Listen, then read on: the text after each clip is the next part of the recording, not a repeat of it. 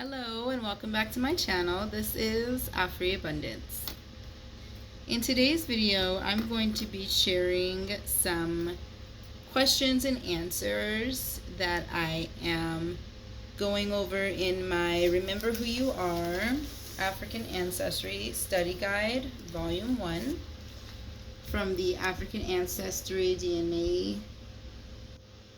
organization. They have a free manual that you can get that looks like this one. They also have a hardcover that you can purchase as well. And I'm just going to go over some questions that they have in here that I felt were really deep, really meaningful, and speak volumes to my personal experiences as a black person in America, as a black woman, African American, wherever we are on the ethnicity and race chart, how those experiences built who I am today. So this exercise is going to be in the section where we're going over things like stereotypes,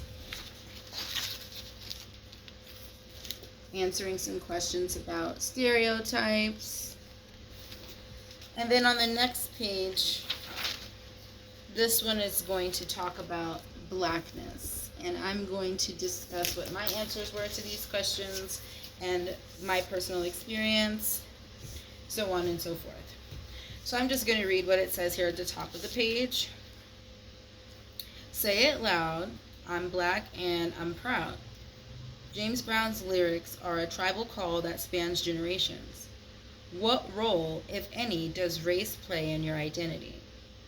So I feel like that's a really deep question because a lot of people try to separate themselves from race, but we live in a country and in a society where race is everything. So I feel like really knowing who you are and being grounded in that and not allowing anyone to make you feel ashamed of who you are is very important.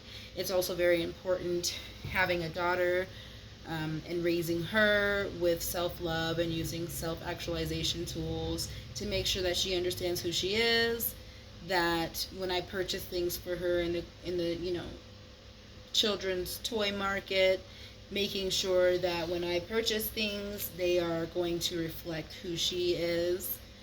And that's always like a no-brainer for me, is always reflecting who she is and to love herself and to not be placed in a position where she has to choose between herself or emulating another. So in this exercise, the question is asking, when is the first time that you realized you were black? So I feel like this is a really good question. I think, especially for myself, being a lighter skinned African American black person, my experiences are definitely on both sides of the spectrum, not being black enough or being too black. I've definitely experienced both poles when it comes to being the skin color. So I feel like I have a lot of knowledge when it comes to understanding myself and kind of that tug and pull in society with the outward that people perceive and see but don't truly understand. So I wrote here something that was really deep for me: experiencing undervalue based on your looks and the fact of being light of skin but not mixed outside of blackness still made me black and seemingly unworthy to stand within society's skewed standard. So what that means to me is when I realized as a young girl that the beauty standard was very much more geared towards non-black mixed individuals, and if you did not encompass this non-African descendant lineage, then you didn't fit into the pretty or the beautiful kind of category that they tried to box people in. So understanding that from a really young age made me really confused. I didn't understand how I have 100% black African parents. My mother is a melanated woman, richly melanated. I came from a richly melanated woman, and my roots are 100% African. So I always felt like, well, like this is who I am, and if being this doesn't make me beautiful, then who cares?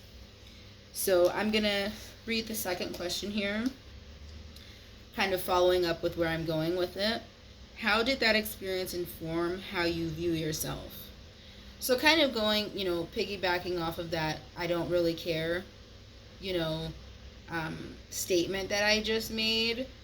I'm just going to read, how that built upon how I viewed myself. It made me recognize that no matter how you dress, style your hair, or speak, being black in the eyes of some men specifically made you invaluable when paired between others. It made me focus less on the opinions that they had, and it drew me closer to my faith and to being more connected with God, because, we are all created in God's image, and I felt like, why waste so much time worrying about what men think you are as an African American black woman and focusing on what God made you to be? So that is definitely something that I reflect into how I raised my daughter. I know for a lot of my followers, you will see a lot of my playlists and, things that I share about my daughter and I are very much geared towards self-actualization practices, making her understand that who she is not a it's not a negative thing. There's nothing wrong with you being black and not having outside of black mixtures in order to make you light skinned. I feel like there are a lot of people, such as myself, who deal with that a lot. Are you, light skinned? Oh, you're so pretty. And, it's like that hidden kind of seed of deception that gets placed in you, like, oh, so I'm only pretty because you think that I'm mixed because I'm lighter skinned. So I feel like those are some things that I'm always paying attention to when raising my daughter, and making sure that she knows who she is and that she loves herself, and that there isn't going to be any disconnect from self-love. So I feel like this was a really good question. Yeah, there are a couple of other exercises that I've been working on. I do want to kind of go over the one that came right before this exercise. This was a really good one as well for myself. That was on page 15 that I kind of briefly showed. It just kind of has these pictures that seemingly represent these stereotypes and stigmas based behind stereotypes.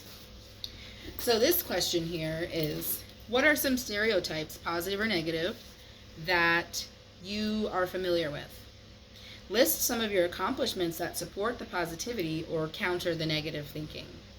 So a big one for me, I wrote, being a black woman today must mean that I am immodest and engage in lewd behaviors based upon television and social media trends. I feel like that's a huge thing when it comes to how people perceive you, because they consume a lot of entertainment television, and what they see, that is not realistic to all of our experiences, that make them believe that we all peruse and parade around in that same nature.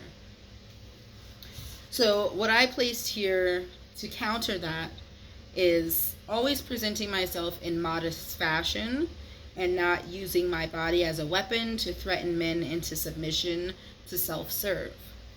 So I feel like that's a huge accomplishment for me, always making sure that regardless of what a trend may be on social media, I'm not engaged in trends. I don't care what other people are wearing. If everyone's doing it, I'm going the opposite direction. And I definitely always infuse that into the way that I raise my daughter, with the clothing that I buy for her, making sure that she's always modest, making sure that she always understands that she is beautiful, being covered is beautiful. I, wear head coverings and hijab and things like that as a black Muslim. So modesty is already the first policy when it comes to being who I am and how I want my daughter to see herself as beautiful. So I feel like this is a really good question, especially, like I said, as a Black woman. Our society today is just so strung apart when it comes to what we are, who we are, what makes the culture, and I feel like these are things that a lot of people can ask themselves and say, well, yeah, how did these things create me to be who I am? So this is a really good study guide here. I think it's important to, self-actualize, and this is definitely one of the first tools that I would say for anyone to use as a self-actualization tool is this study guide. So that's going to be it for this video. Please give it 2 thumbs up. I would greatly appreciate your feedback. Excuse me. Anyone else in the diaspora who has any input into their experiences as Black women, as someone who deals with these stereotypes daily, how do these things affect you? How does it affect the way that you raise your daughters? How do we navigate this world with all of the things that we have against us as feminine bodies? I hope you all enjoyed this video. Thanks so much for watching.